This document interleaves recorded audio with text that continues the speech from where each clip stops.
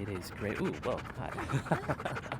So let's talk about the Canon M50. It's budget friendly, compact, light, super easy to use, just an overall great value for the beginner photographer slash filmmaker.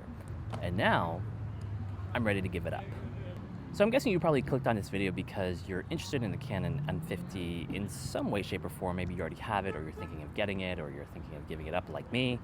And I always appreciate when other content creators share their thought process behind when they're ready to upgrade or move on, because it just helps me refine my decision making as well. So I hope that this does that for you. So reason number one is that I want an end-to-end Fujifilm workflow. Those of you who've been watching the channel know how much of a big fan I am of Fuji in general, and I want to be able to show shots from my Fuji photo camera and not have to do all that extra legwork that I've been doing to get video footage from my M50 to match the color science out of my Fujifilms. The other part of that are the physical dials that you get on, say, like the X-T4, the X-E4, and having been spoiled with the physical dials that you get on the X100F, I'm really looking forward to having that in my video camera. So reason number two, and this is super simple, I want a headphone jack. It is a feature that really only exists on higher end cameras for whatever reason, and I think all the camera manufacturers do this. I wish that they would just bring that down into the lower end of their camera series. You shouldn't have to spend $2,000 or $2,500 on a camera just to get a headphone jack. I mean, come on, you guys, get it together. The only cameras really that have a dedicated headphone out port are the XH2 and the XH2S. I specifically want to be able to, in the field, outdoors, in an environment like this, be able to play back a video clip that I have just recorded and hear the audio on a pair of headphones. I wasted so many hours trying to get the audio right, and that's really, really important to me. Having a headphone output at this point, for me, is pretty much a non-negotiable.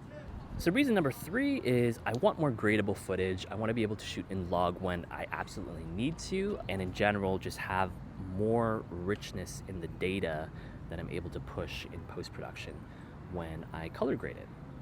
So reason number four is I just want a wider selection of high quality lenses. Now the M series for Canon has kind of a puny selection of lenses. They are pretty high quality, but they just don't compare to what's available on the Fujifilm lineup, both natively from Fujifilm, all of which are like really just amazing lenses. And now what's really exciting is that both Sigma and Tamron and a bunch of other brands are coming out with even more options for the X series. I want to have access to that, essentially. So let's talk about 4K. This is reason number five. 4K on the M50, it's available, it's there, but it's not great. There are limitations to the 4K. Most importantly, you lose dual pixel autofocus. So I very, very rarely shoot in 4K on this camera. And the reason why I am looking forward to 4K is vertical video is becoming more important, both for myself and my clients. Being able to shoot in 4K allows you to resize for vertical video with a lot more flexibility. So reason number seven is I am looking forward to just minor but professional features, little things like zebra striping, and you don't get that on an M50, whereas you get that on a higher end of Fujifilm cameras. So really looking forward to that. So the other reason is probably more obvious for most people, and that's IBIS. I've done the vast majority of my footage on my YouTube channel on tripod for that very reason, specifically a lack of IBIS on the M50. I've done some run and gun kind of vlogging footage, but I just don't feel super confident in doing it more often because of the lack of IBIS. You kind of idealize in your mind. I'm totally aware of that I'm doing that right now. But we'll see if having IBIS is actually going to make a difference in my shooting habits, and if I'm actually gonna go out and do more walk and talk, run and gun kind of footage with the IBIS in place. So those are all the reasons. There are a few things that I'm gonna miss about the M50. One of them is having the option for a Bluetooth hardware remote. I've been looking at one and I've been wanting to get it, but I've been hesitant because I also know that I want to upgrade. And I don't think that there is an equivalent in the Fujifilm ecosystem, unfortunately. So if you do know of something, then please let me know in the comments. Otherwise, it might be something that I'm just gonna have to continue to live without.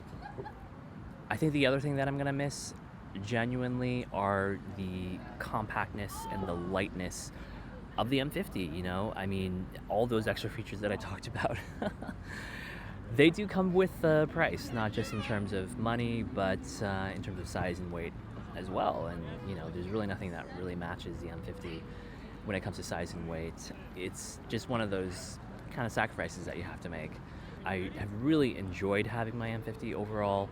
It's definitely empowered me to make more content and do it in a way that is like really agile and nimble. If you're a beginner photographer or filmmaker, I definitely would not hesitate to recommend the M50. It's just that I am at a point in my life where I'm ready to move on. I might keep it as a backup camera. Let me know how you're enjoying this kind of new format here. Totally new for me. I am, in case you haven't noticed, a real stickler for the details when it comes to shooting outdoors, and I normally would never do this with showing my headphones and the microphone, but I just wanted to do something a little bit more informal. So this is kind of like a point of pushing myself and being honestly kind of a bit vulnerable in a weird kind of way, you know? Not emotionally vulnerable, but technically vulnerable. So yeah, let me know, and I'll catch you in the next one.